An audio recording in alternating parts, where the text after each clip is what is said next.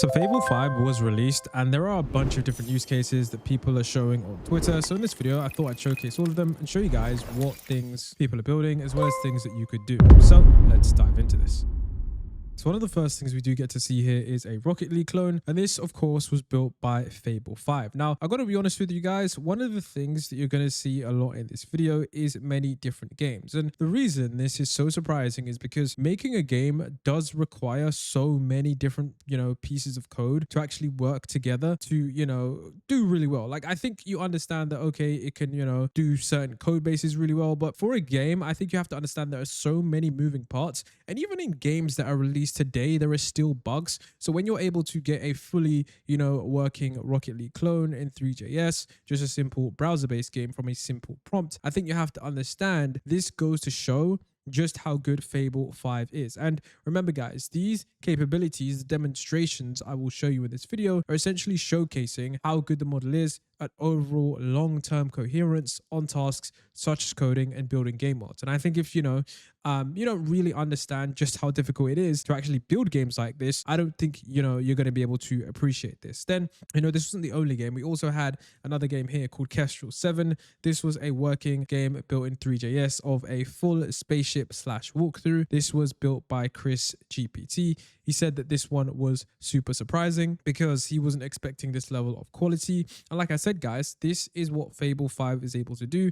It's able to work really well over long code bases. So with things like games, that is why you're able to now see this new, I guess you could say, capability. And so when it comes to, this one doesn't really have a storyline. It's more of like a, I guess you could say, walk through 3D environment. It's still really impressive in terms of the overall capability that we're seeing it, because prior models, things would break, visualizations just wouldn't look good. And I think this just goes to show just how crazy it is going to be maybe in a year, in 2 years, when frontier models are continuing to move. Another example we have here is Fable 5 solving world building. So we got Matt Schumer tweeting that Fable 5 has solved world building, utterly insane. This is all custom built ThreeJS running inside the browser. So you can see here, Fable 5 is able to build 3D worlds from prompts, which is really incredible when you consider just how much work traditionally goes into this. Now, of course, there are different AI programs and AI tools that you could essentially compare to this. But remember, guys, this is an extremely hard prompt for traditional AI systems. And for those of you guys who are wondering,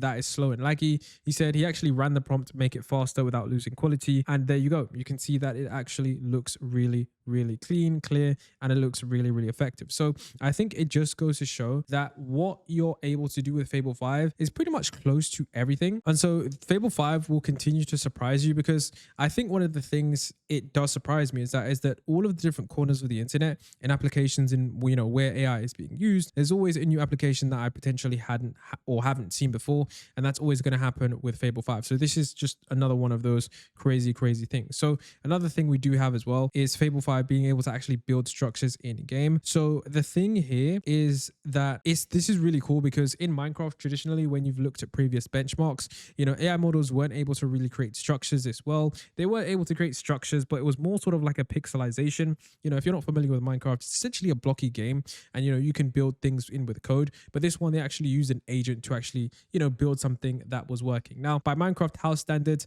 I guess you could argue it depends on the quality, but building stuff in the structure world, I think that's still very impressive. There is a GitHub, by the way, if you want to know how to actually install this mod. It is a mod, but the same thing is really important here, is that AI is just reaching into all of these far corners, and it's able to have tremendous use cases. Now, another use case that I think people will of course be using is the Higgsfield MCP. So if you're unaware, instead of the manual workflow of essentially building clips and building the timeline together, what you can do is you can essentially use AI models with an MCP with apps like Higgsfield, and essentially just ask it to go ahead and create those films for you. Now, of course, I think this is limited to maybe around 15 to 30 seconds, depending on how many credits you do have. But I think once again, AI in filmmaking is going to make a large impact, because once again, if you're, going from standard AIs, which have smaller context windows, to longer AIs that are able to think about, the longer, more in-depth storylines and how characters interact, how they come together, how they move together, all the different subplots, I think that's something that only the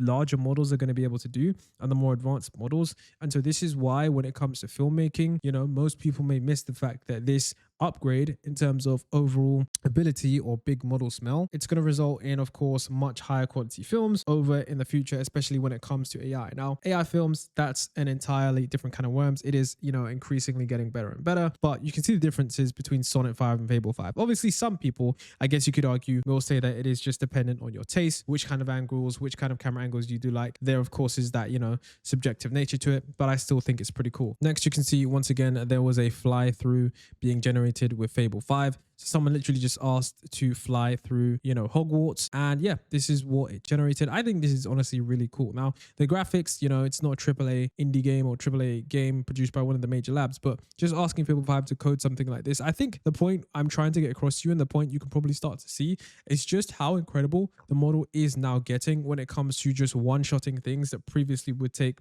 a serious round of prompts. And not only that, but actually having a degree of accuracy that people would actually like and then, of course, use. Now, of course, we can move away from gaming a bit and look at front-end design. So Kai said he gave it one of his favorite front-end tests, one prompt and one reference image, and the task is to rebuild a 3D globe dashboard. And the result was almost too good. It didn't just make a working page. The texture, lighting, spacing, depth, glass panels, and overall layout were close to the reference, and some parts felt nearly pixel level. So once again, Fable, of course, if it's able to, hack code bases, doing front-end design should be light work for this model, and it pretty much is. So here you can see that Fable 5 is able to do something, and honestly, I wouldn't be able to tell that this is AI made. I honestly would have no guesses, no, there's no real, like usually we've gone past the vibe coded era of websites that looks like, a complete color wheel. But now we really have no idea if these things are AI or not, because AI has pretty much breached that gap in terms of what is AI styles of coding and websites. So front-end design, of course, is pretty much solved. In addition, of course, you can use it for advanced coding.